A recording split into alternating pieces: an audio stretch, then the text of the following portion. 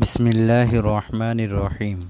সূরা ফাতিহা কোরআনুল কারীমের ১১৪টি সূরার মধ্যে অত্যন্ত গুরুত্বপূর্ণ এবং ফজিলতপূর্ণ সূরা হলো সূরাতুল ফাতিহা। সূরা ফাতিহা মক্কায় অবতীর্ণ হয়। সূরা ফাতিহাকে ফাতিহাতুল কোরআন বা কোরআনের শুরু বলে অভিহিত করা হয়।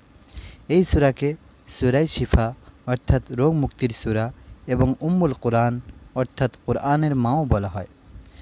সূরা ফাতিহার ফজিলত খাজিনাতুল আসরার কিতাবে উল্লেখ করা হয়েছে, যদি কোনো ব্যক্তি ফজরের সুন্নত নামাজ আদায় করে ফরজ নামাজ আদায়ের আগে বিসমিল্লাহ সহ সূরা ফাতিহা ৪০ বার পাঠ করে, তাহলে ওই ব্যক্তি নিঃসন্তান থাকলে সন্তান হবে, বেকার থাকলে চাকরি হবে, ঋণ থাকলে ঋণ পরিশোধের উপায় হয়ে যাবে, সম্পদহীন থাকলে সম্পদ লাভ হবে, অসুস্থ থাকলে সুস্থ হয়ে যাবে ও বিপদে পড়লে উদ্ধার পেয়ে যাবে।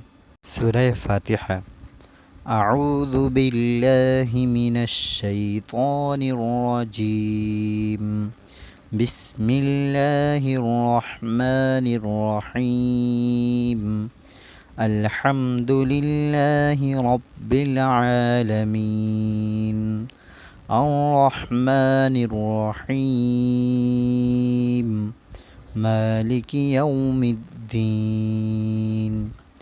إياك نعبد وإياك نستعين